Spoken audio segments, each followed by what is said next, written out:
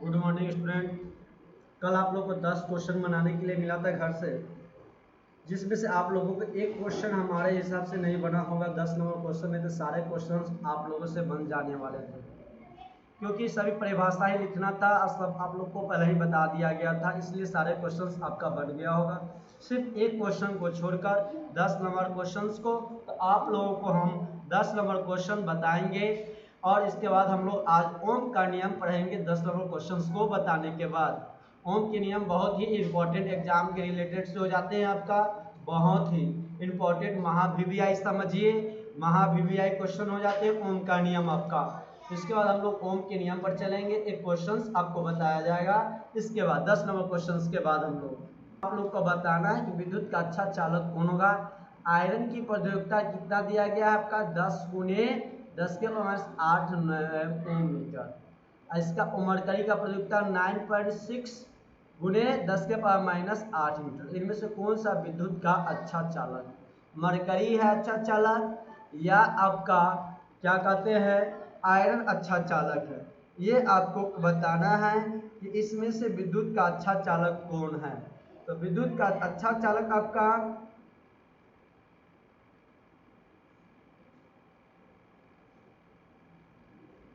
Answer यहाँ पे क्या होगा, लिखिएगा आप लोग आंसर इसमें कि आपका सुंदर अच्छा चालक कौन होगा।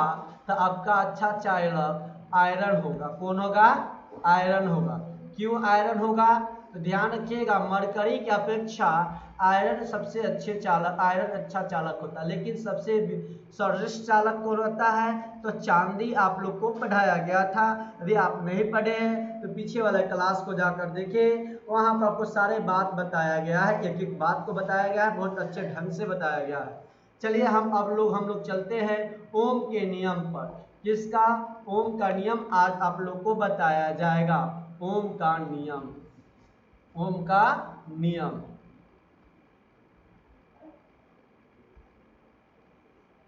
तो ओम के नियम के बारे में देखिए, ध्यान से आप लोग देखिएगा। किस नियम के बारे में? ओम के नियम के बारे में। तो ओम के नियम के बारे में, तो ओम का नियम क्या है आपको इंग्लिश में लिखना चाहे तो आप लोग लिख सकते हैं ओम्स, ओम्स लॉ। लेकिन हिंदी मीडियम से है तो हिंदी मीडियम में लिखिए, ठीक रहेगा, क्योंकि कुछ स्टूडेंट इंग्लिश मीडियम में भी रहते हैं तो उनके लिए ओम्स लॉ। अब देखिएगा, ओम का नियम विद्युत धारा में विभवांतर के बीच को संबंध बताता है। ओम का नियम किसके बीच का संबंध बताता है? पूछा जाए कि ओम का नियम आपका किसके बीच में संबंध बताता है, तो विद्युत धारा एवं विभवांतर के बीच में संबंध बतलाता है। इस नियम के अनुसार अचर ताप पर, किस पर? अचर ताप पर किसी चालक से प्रवाहित होने वाली विद्युत धारा, क्या होने वाली? अचर ताप पर किसी चालक से प्रवाहित होने वाली विद्युत धारा के सिरों के बीच विभवांतर का क्या होता है? सीधा समानुपाती होता है। तो सीधा समानुपाती होता है। तो ओम का नियम के बारे में जब लिखिएगा आप लोग यहाँ पर लिख सकते हैं आप लोग ओम का नियम। ओम का नियम क्या है?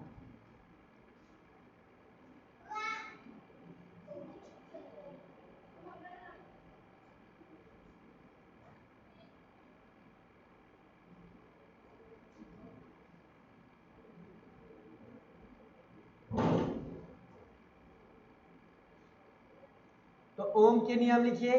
तो ओम का नियम विद्युत धारा और किसके बीच में? विभवांतर के बीच में। तो लिखेंगे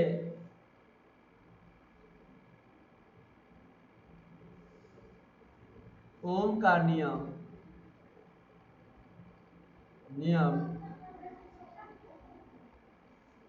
विद्युत धारा एवं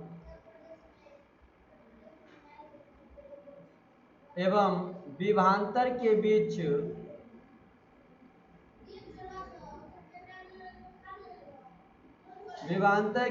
संबंध बताता है, के बीच संबंध बताता है,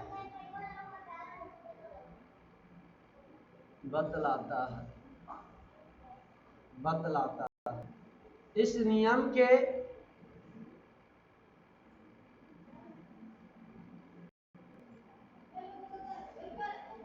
अनुसार, ओम के नियम के अनुसार आप लोग क्या कर सकते हैं? तो ओम के नियम के अनुसार, ओम के नियम के अनुसार यानी इस नियम का मतलब आपका क्या हो गया? ओम के नियम के अनुसार, ठीक है ना। अच्छे भाषा के लिए बार बार ओम का नियम प्रयोग करना अच्छे नहीं होते, इसलिए लेकिन समझने के लिए आप लोग याद रखिएगा ओम के नियम के अनुसार ही। अनुसार अचर ताप पर, अचर ताप पर किसी चालक का, किसी चालक का, किसी चालक से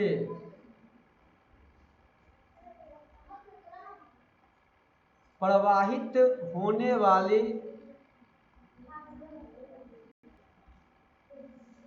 विद्युत धारा के चालक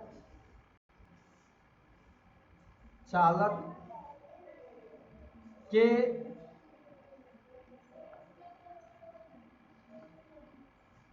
सिरों के बीच, सिरों के बीच के विभवांतर सीधा समानुपाती होता है, सीधा समानुपाती होता है।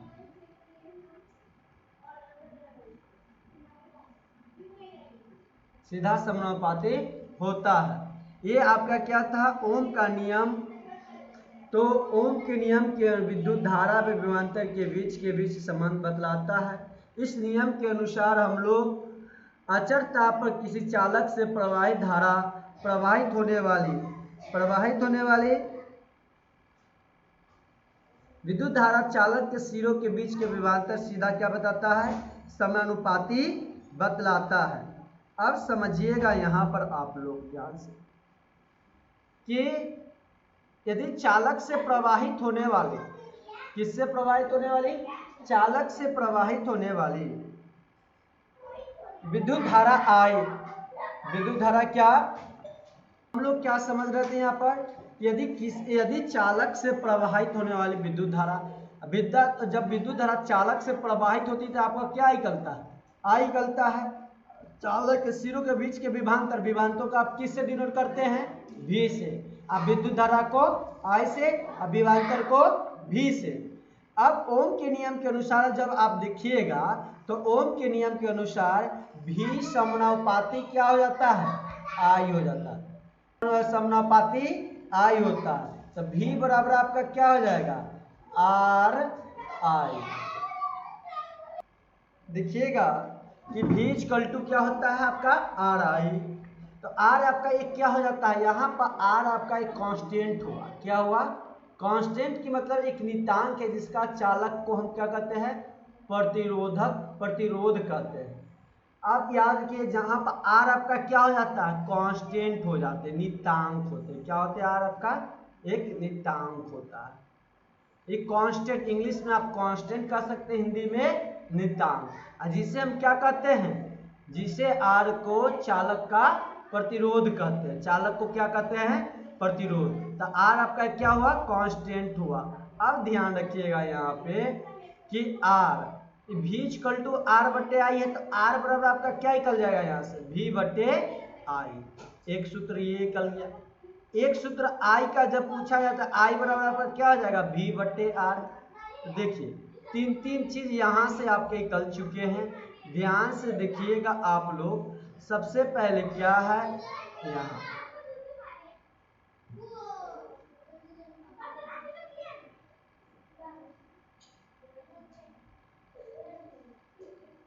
दूसरा आपका यहाँ पे निकला, एक सूत्र बना। एक सूत्र आपका यहां बन रहा है।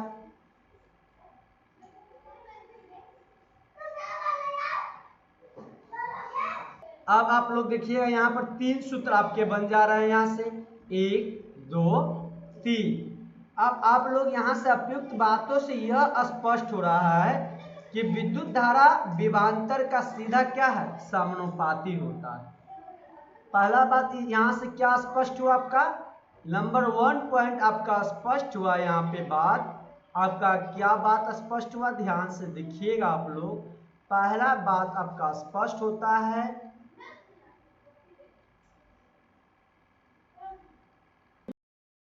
बात कर लोगों का ध्यान में रखिए, यही बात आप लोगों को ध्यान रखिए कि विद्युत धारा क्या होता है। विद्युत धारा आपका विभाजक का, विद्युत धारा विभवांतर का सीधा समानुपाती होता है। किसका सीधा समानुपाती होता है?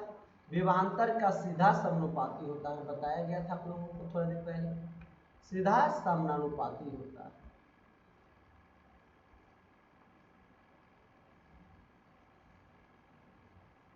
अब दूसरा बात आप लोग क्या ध्यान रखना है, विद्युत धारा प्रतिरोध का उल्टा होता है, व्युत्क्रमानुपाती होता है। विद्युत धारा प्रतिरोध का क्या होता है? व्युत्क्रमानुपाती होता है। प्रतिरोध का व्युत्क्रमानुपाती होता है, व्युत्क्रमानुपाती होता है, व्युत्क्रमानुपाती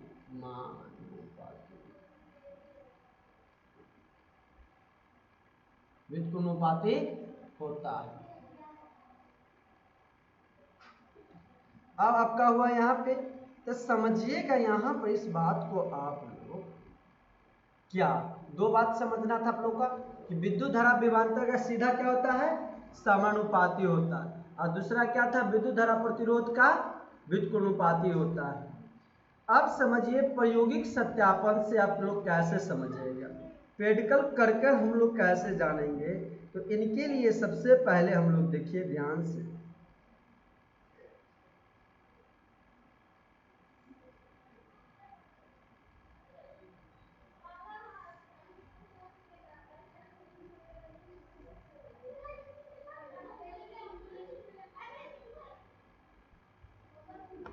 अब इसके बाद आप लोग देखिएगा यहाँ पर क्या कीजिएगा। तो सबसे पहले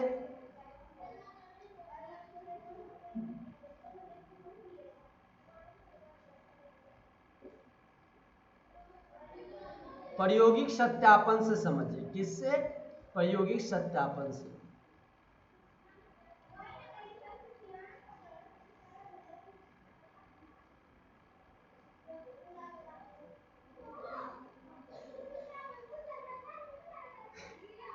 ओम के नियम के प्रयोग के द्वारा, किस नियम से हम साबित करेंगे? ओम का प्रयोग का नियम के द्वारा प्रमाणित करने के लिए सर्वप्रथम चालक, तार, एमीटर, वोल्टमीटर, दाब कुंजी, बैटरी, परिवर्तनशील प्रतिरोध इत्यादि को लेकर चित्र अनुसार सजा देंगे। क्या क्या लेकर चित्र बनाएंगे? तो चालक तार, तार लेके बनाएंगे, ए मीटर बनाएंगे, वोल्ट मीटर लेकर, इसके बाद आपका दाब कुंजी जो स्विच होते हैं, स्विच प्लग, प्लग से बैटरी, सभी से मिलाकर हम लोग एक प्रतिरोध, परिवर्तनशील प्रतिरोध इत्यादि लेकर चित्र को बनाएंगे, फिगर को बनाएंगे। ए मीटर को श्रेणी क्रम तथा वोल्ट मीटर को समांतर क्रम में जोड़ा जाता है। ए मीटर को श्रेणी क्रम तथा वोल्ट मीटर के समांतर क्रम में जोड़ दिया जाता है। तो आप लोग देखिएगा यहाँ पर,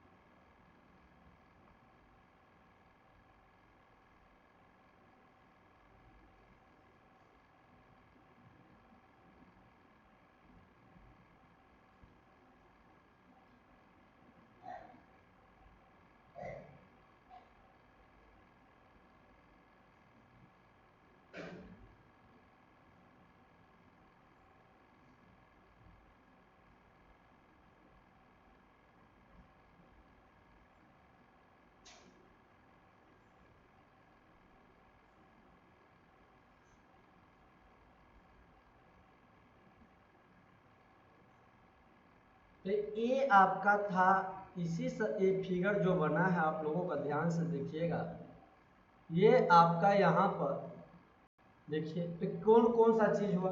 तो ये जो आपको ये गोल करके लिखा गया ये आपका ए मीटर हुआ। क्या हुआ? ए मीटर। ये आपका ए मीटर हुआ। ए मीटर। ये आपका क्या हो गया? ए मीटर। ये लिख दीजिए ए मीटर है आपका। ये आपका भी जो क्या है? वोल्ट मीटर है। क्या है? Volt meter. आपका जो आई अब आर एच कौन हो जाएगा? ये आपका जो है ये आर एच हो गया। तो आर एच को हम क्या कहते हैं? परिवर्तनशील प्रतिरोध। देखिए यहाँ पर चेंज हो रहा है, ऐसे ऐसे करके परिवर्तनशील हो रहा है। तो ये आपका क्या हो गया? परिवर्तनशील प्रतिरोध हो गया। परिवर्तनशील प्रतिरोध। ये आपका परिवर्तनशील प्रतिरोध हो गए। अब देखिएगा यहाँ पर ध्यान से, अब यहाँ पर आप ये आपका क्या हुआ? तो ये आपका दाब कुंजी हुआ। ये स्विच हुआ आपका। क्या हुआ? प्लग। दाब कुंजी। हाँ, परिवर्तनशील प्रतिरोध है। परिवर्तनशील प्रतिरोध। ये आपका क्या हुआ? ये आपका यहाँ पर बैटरी लग गया है। क्या है? ये आपका बैटरी। तो समझ आ गया आप लोगों को कि ओम के नियम को प्रयोग प्रमाणित करने के लिए सर्वप्रथम चालक का तार लिए हमने। ये सब का तार है। ये सब क्या हो गया? तार। और तार लिए, ए मीटर लिए, वोल्ट मीटर लिए, दाब कुंजी, बैटरी, अब परिवर्तनशील प्रतिरोध इत्यादि लेकर हम एक चित्र को यहाँ पर फिगर बना दिए आप लोग के सामने। अब सजा दिए ए मीटर को श्रेणी क्रम से, ए मीटर को श्रेणी क्रम तथा वोल्ट मीटर को समांतर क्रम से जोड़ा जाता है। फिर से अब जोड़ दिया जाता है। अब समझिएगा, अब दाब कुंजी है। ये आपका क्या है? दाब कुंजी। कुंजी को दबाकर बैटरी से धारा प्रवाहित कीजिए। जैसे इसको स्विच को आप दबाइएगा तो बैटरी में क्या होगा? धारा प्रवाहित की जाती है। आ मीटर ए से, ये जो आपका आ मीटर ए है, याद रखिए आ मीटर ए से धारा का मान वोल्ट मीटर भी से विभवांतर का मान ज्ञात हो जाता है। और परिवर्तनशील प्रतिरोध के स्लाइड पर आगे पीछे खिसका कर बार बार प्रयोग करके आप क्या कर सकते हैं? प्रयोग कर बार बार दोहराया जाता है। अलग अलग स्थितियों में ए मीटर का धारा का मान आपका क्या आ सकता है? वोल्ट मीटर से विभवांतर का मान ज्ञात कर लिया जाता है। कभी कभी धारा का मान वोल्ट मीटर के विभवांतर से भी ज्ञात कर लिया जाता है। कभी मान आपका कहाँ से ज्ञात कर लिया जाता है? परिवर्तनशील प्रतिरोध का आगे पीछे खिसका कर दोहरा कर देख सकते हैं। ऐसे स्थिति में हम ए मीटर का धारा का मान वोल्ट मीटर से विभवांतर से ज्ञात कर सकते हैं। जब प्राप्त मान को देखने से पता चलता है कि विभवांतर का मान दुगुना हो जाने पर धारा का मान भी दुगुना हो जाएगा। यदि आपका विभवांतर का मान दुगुना हो जाता है तो आपका विभवांतर का मान यदि दुगुना हो जाएगा तो धारा का मान भी आपका क्या हो जाएगा? दुगुना हो जाएगा। यदि विभवांतर का मान आपका दुगुना हो जाए तो धारा का मान भी दुगुना हो जाता है। जबकि विभवांतर का मान आधा हो जाए तो धारा का मान भी आपका क्या हो जाएगा? आधा ही हो जाएगा। यदि आपका विभवांतर का मान आधा हो जाए तो उसका धारा का मान भी क्या हो जाएगा? आधा ही हो जाएगा। आधा हो जाता है। इससे यह निष्कर्ष निकलता है कि निकल जाता है कि चालक के सिरों का बीच का विभवांतर उस चालक से प्रवाहित होने वाले धारा का सीधा क्या होता है? समानुपाती। इस बात से स्पष्ट हो जाता है कि चालक के सिरों के बीच का विभवांतर उस चालक से प्रवाहित होने वाले क्या होता है? प्रवाहित होने वाले धारा का सीधा समानुपाती होता है। तो आप लोग अब देखिएगा यहाँ पर कि विभवांतर को हम लोग क्या मान सकते हैं? विभवांतर को v को x अक्ष पर, विभवांतर को आप कहाँ रखिएगा? x अक्ष पर। कहाँ पे? x अक्ष पर। धारा को कहाँ पे रखिएगा? y अक्ष पर। तो विभवांतर v को आप x अक्ष पर और धारा को I को किस अक्ष पर? y अक्ष पर एक ग्राफ रखकर ग्राफ खींचा जाता है। यानी ग्राफ जब खींचना हो तो विभवांतर को x अक्ष पर रखेंगे और धारा यानी धारा I को किस अक्ष पर? y अक्ष पर रखकर खींचा जाता है। तो एक सरल रेखा के रूप में प्राप्त हो जाती है, एक सरल रेखा के रूप में हमें क्या हो जाएगी, प्राप्त होती है। तो जो ओम के नियम को साबित करता है, किस नियम को साबित करता है, ओम के नियम को साबित करता है। तो ओम के नियम को साबित करने के लिए हमने आपको बताया किस अक्ष पर रखेंगे,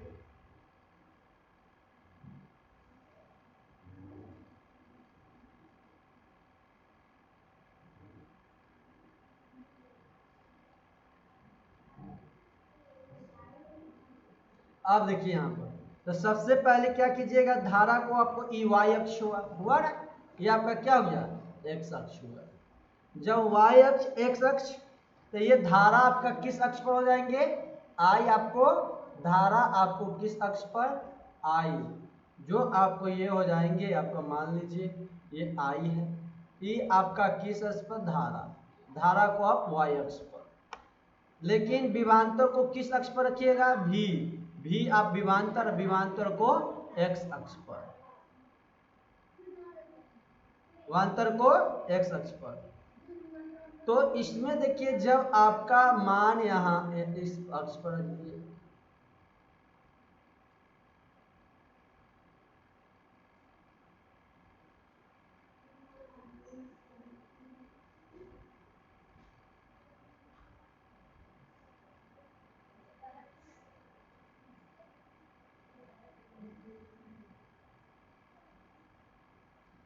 तो इस तीनों को आप यहां से इस तरह से, तो ये आपका क्या हो गया, ध्यान रखिएगा, ये आप लोग सीधा चिन्ह खींचिएगा, टेढ़ नहीं खींचिएगा, सीधा बनाइएगा। चलिए, तो हम लोग जान गए। तो इस एक सरल रेखा यहाँ से हम लोग का क्या प्राप्त हो रहा है, यहाँ से क्या एक होगा, सरल रेखा प्राप्त। तो ये आपको ओम के नियम को क्या करता है, साबित करता है, ओम के नियम को साबित करता है। ए मीटर वोल्ट मीटर के सहायता से, किसको, ए मीटर को वोल्ट मीटर के सहायता से किसी चालक तार का प्रतिरोध ज्ञात करना, यानी ए मीटर और वोल्ट मीटर की सहायता से किसी चालक तार को क्या करना, प्रतिरोध को ज्ञात करना।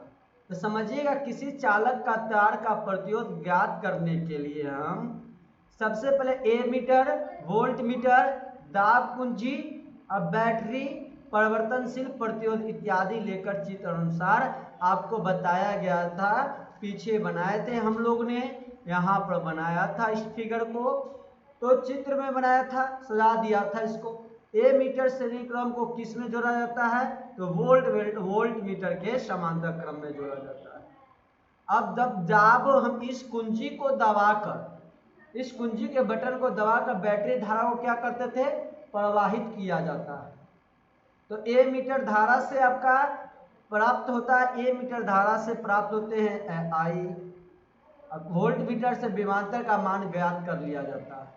इसके स्लाइड पर स्लाइड दोहराइएगा, तो स्लाइड के पर स्लाइड दोहराने पर हमें क्या प्राप्त होगा, देखिए यहाँ से जब स्लाइड पर स्लाइड दोहराइएगा तो V1 I2 इस तरह से I3 I4 V2 V3 V4, जैसे यहाँ पर V1 हो गया आपका I1, ये V1, ये I2 V2, ये आपका I3, ये आपका V3 हो जाएंगे। तो इस तरह से स्लाइड पे स्लाइड होते चले जाते हैं। अब ओम के नियम को प्राप्त सूत्र के अनुसार R=V/I का उपयोग करते हुए R1 R2 R3 R4 R5 को मान ज्ञात करके उन पर सभी अप्रतिरोधों का हम क्या कर सकते हैं, औसत प्रतिरोध प्राप्त किया जाता है और उस चालक तार का सही प्रतिरोध होता है। सावधानी क्या रखना होगा हम लोग को जब ज्ञात करेंगे, तो परिपथ में ए मीटर को श्रेणी क्रम में तथा वोल्ट मीटर को समांतर क्रम में जोड़ना चाहिए। ए मीटर को किस क्रम में जोड़ेंगे, सावधानी क्या क्या रखना होगा आपको, ए मीटर को आपको श्रेणी क्रम में जोड़ना होगा और वोल्ट मीटर को आपको समांतर क्रम में जोड़ना चाहिए। और विद्युत परिपथ को पूरा करने के लिए सभी पेचों को ठीक से कस देना चाहिए। और जब विद्युत परिपथ को पूरा करने के लिए जितने भी पेच होंगे वो दम बढ़िया से टाइट करके दम कस देना चाहिए, टाइट कर कस देना चाहिए, ठीक से कसना चाहिए पेचों को। तीसरी बात क्या ध्यान रखेंगे हम लोग, वोल्ट मीटर के धनात्मक सिरे को कुंडली को अधिक से अधिक विभव वाले सिरे से तथा ऋणात्मक सिरे वालों को कम से कम विभव वाले सिरे से जोड़ना चाहिए। जब पठन नहीं लेना हो तो दाब कुंजी हटा लेना चाहिए, और जब पठन नहीं लेना हो तो दाब कुंजी को क्या करना होगा, हटा लेने के लिए। अब आपका एक क्वेश्चंस बनते हैं, यहाँ ध्यान रखिएगा आप लोग, अचर ताप पर ओम का नियम क्यों रखा जाता है। आपसे क्वेश्चन बन सकता है कि ओम के नियम को ताप को अचर पर रखा जाता है क्यों। ऐसा क्वेश्चन आपको हम बनाने के लिए दिया जाएगा जब ये आपका ओम का नियम समाप्त हो जाएंगे तब। तो आंसर आप लोग क्या लिखिएगा, जो अभी हम लिखा रहे हैं वही बात को आप लोग को लिखना है। ओम के नियम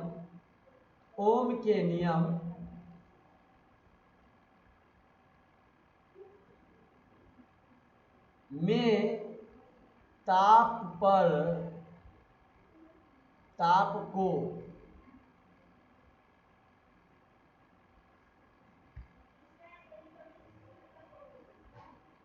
अचर पर रखा जाता है। किस पर, अचर पर रखा जाता है। यही पूछ देगा अचर पर क्यों रखा जाता है, तो यही जवाब दे दीजिएगा। जो क्वेश्चंस अभी आपको हम बताएंगे, लिखाएंगे, इसी बात को आप लोग को जवाब दे देना है।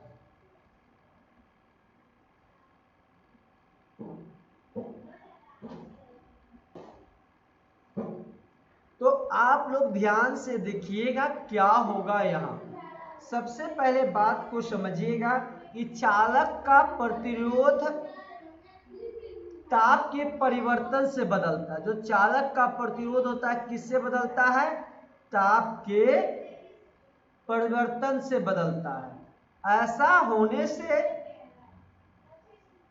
होने पर चालक में प्रवाहित होने वाले धारा का सही मान नहीं प्राप्त होता है। और आपका जो चालक से प्रवाहित होने वाला धारा का मान होता है सही प्राप्त नहीं होता है। इस बात को ध्यान रखिएगा।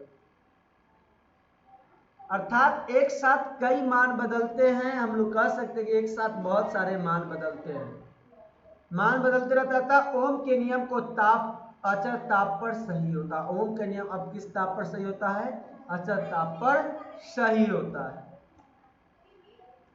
इसको देखिएगा क्या लिखना होगा आप लोगों को, तो लिखिएगा क्या, आप लोग ध्यान से देखिएगा क्या लिखिएगा। आप लोग ध्यान से यहाँ पर देखिएगा क्या लिखिएगा कि चालक का प्रतिरोध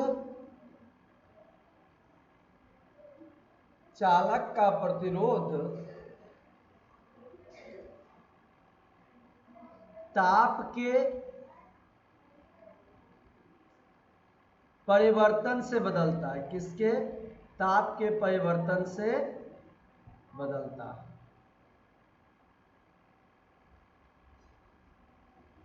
ऐसा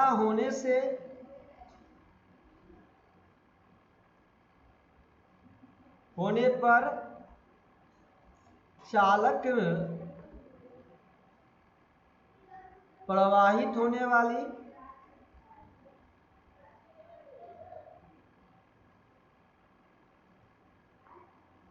धारा का भी सही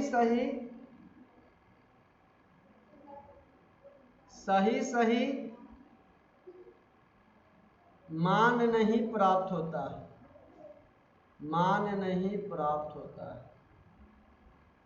मान नहीं प्राप्त होता है। अर्थात एक साथ कई मान बदल जाते हैं।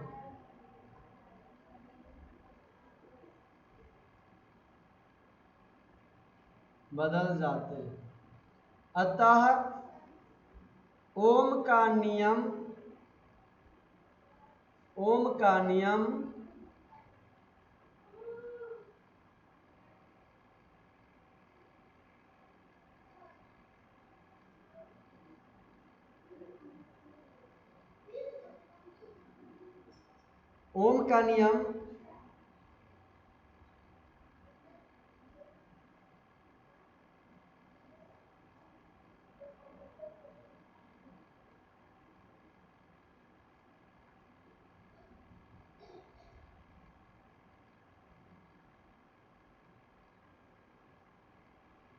ओम का नियम अचर ताप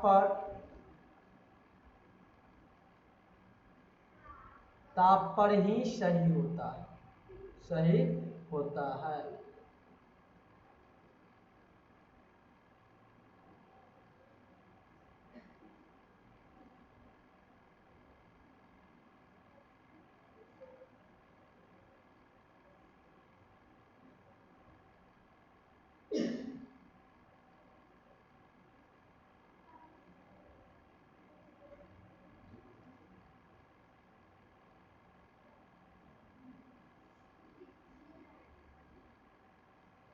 तो आप लोग का ये था। अब इसके बाद आप लोग देखिएगा कि प्रतिरोधों का संयोजन, किसका संयोजन?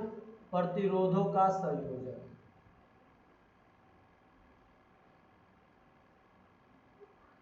प्रतिरोधों का संयोजन, रोधों का संयोजन।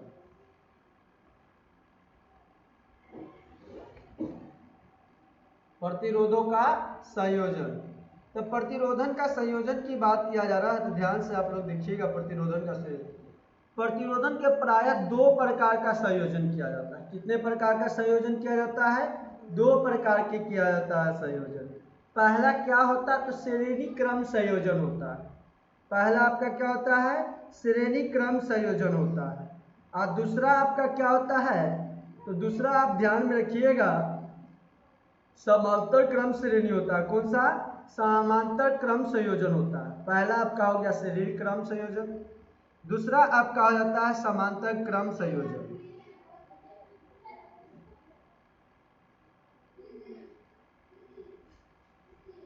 तो यहां पर देखिए दो प्रकार, कितने प्रकार के संयोजन? दो प्रकार के। कितने प्रकार के प्रतिरोधन का संयोजन होंगे? दो प्रकार का। पहला आपका क्या हो जाएगा? तो श्रेणी क्रम संयोजन, श्रेणी क्रम संयोजन।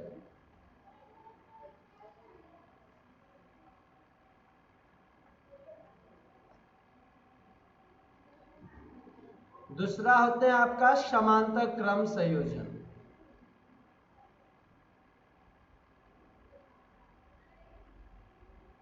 तो दूसरा होता है समांतर क्रम संयोजन।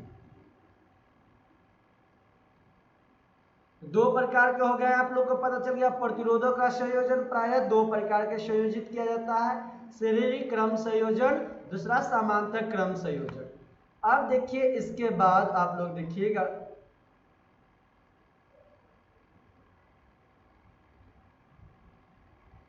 अब देखिएगा यहां पर, अब यदि प्रतिरोध का बढ़ना हो तो अलग अलग, जैसे प्रतिरोध का बढ़ना हो तो प्रतिरोध का बढ़ना होता है तो अलग अलग प्रतिरोधों को श्रेणी क्रम में संयोजित किया जाता है। अलग अलग प्रतिरोधों में श्रेणी क्रम में क्या किया जाता है? संयोजित किया जाता है। लेकिन प्रतिरोध का घटना तो अलग अलग प्रतिरोध समांतर क्रम में क्या किया जाता है? समांतर क्रम में। कब आपका समांतर क्रम में जोड़ा जाएगा, कब श्रेणी क्रम में जोड़ा जाता है? ध्यान रखिएगा, जब आपका प्रतिरोध का बढ़ना होगा तो श्रेणी क्रम में संयोजित किया जाता है। जब आपको प्रतिरोधों का बढ़ना होगा तो श्रेणी क्रम में संयोजित किया जाएगा। जब आपका प्रतिरोधों का घटना होगा तो किसमें? समांतर क्रम में संयोजित, समांतर क्रम में संयोजित किया जाता है। तो इस तरह से आप लोग समझे। तो पहला आप लोग को लिखाएगा क्या? श्रेणी क्रम संयोजन। दूसरा आपका समांतर क्रम संयोजन। तो देखिए श्रेणी क्रम संयोजन का क्या है? श्रेणी क्रम संयोजन, श्रेणी क्रम संयोजन, श्रेणी क्रम संयोजन, श्रेणी क्रम संयोजन।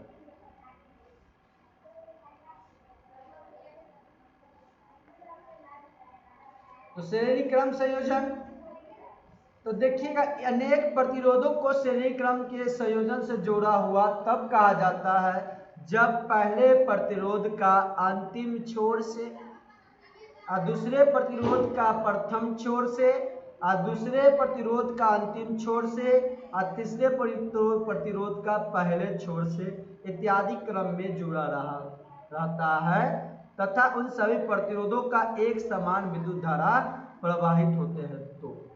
तो तो लिखिए श्रेणी क्रम संयोजन क्या है, आप लोगों से पूछा जा सकता है।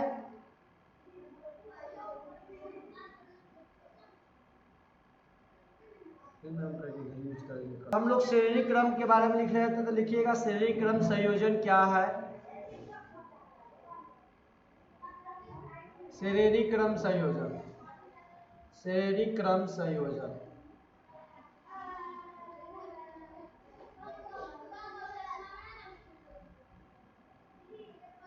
तो लिखिएगा अनेक प्रतिरोध, अनेक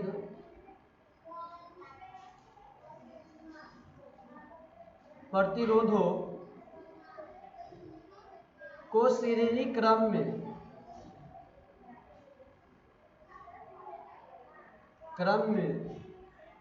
संयोजन में जुड़ा हो, इसमें संयोजन में जुड़ा हो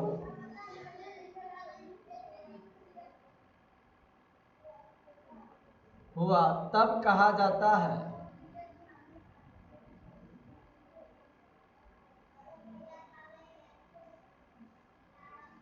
जब पहले प्रतिरोध का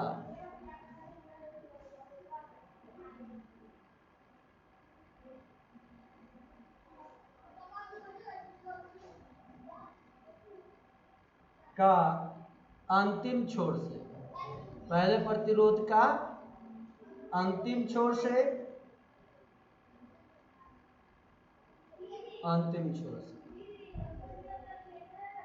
अंतिम छोर और दूसरे प्रतिरोध के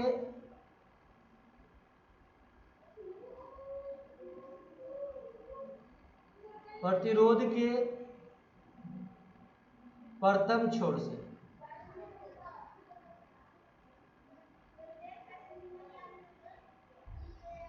और दूसरे प्रतिरोध का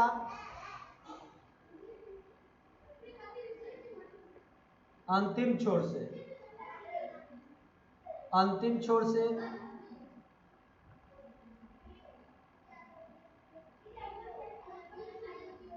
तीसरे प्रतिरोध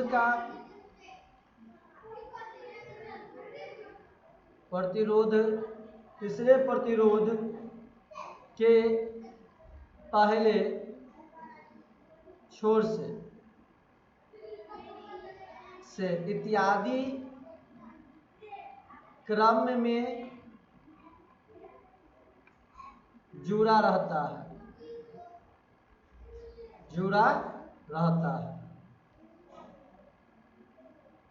तथा उन सभी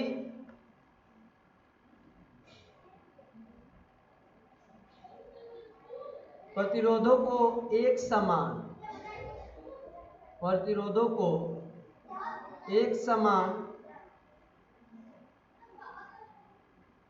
विद्युत धारा से प्रवाहित होता है, विद्युत धारा से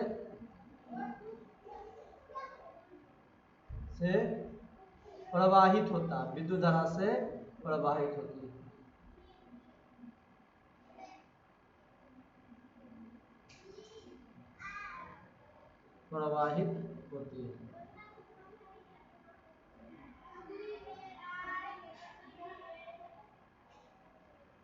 इस तरह से आप लोगों का था, फिगर देखिएगा आप लोग किस तरह से बनेगा।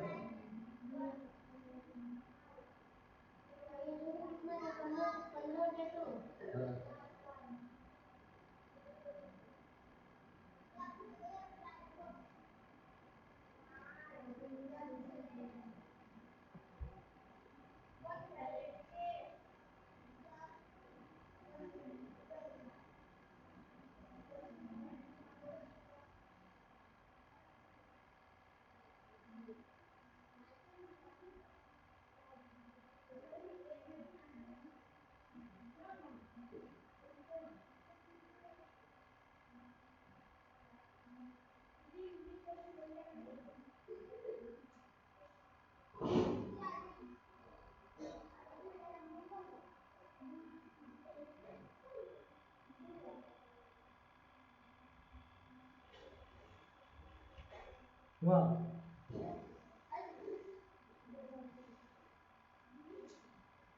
तो आप लोग देखिएगा यहाँ पर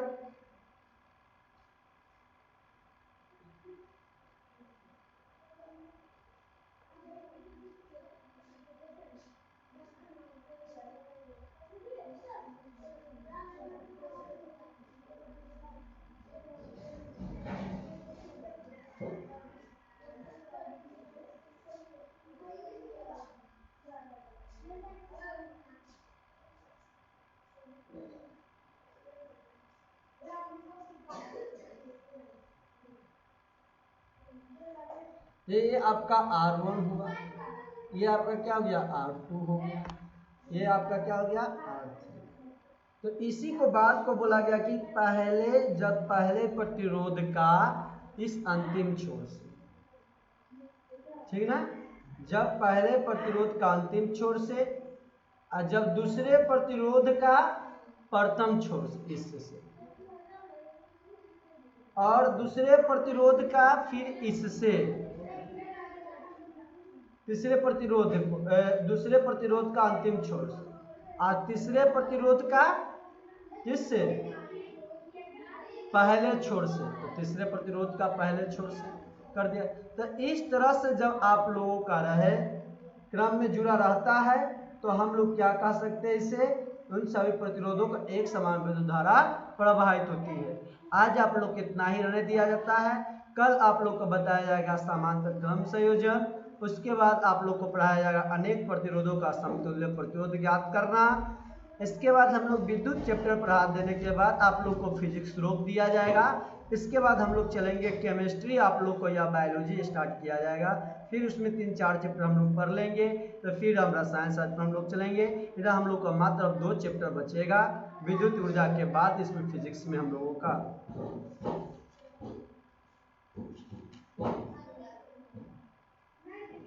आज हम लोग इतना ही रहने देते हैं, फिर कल इससे आगे बताया जाएगा। यदि वीडियो अच्छा लगा हो तो चैनल को आप लोग सब्सक्राइब जरूर कीजिए।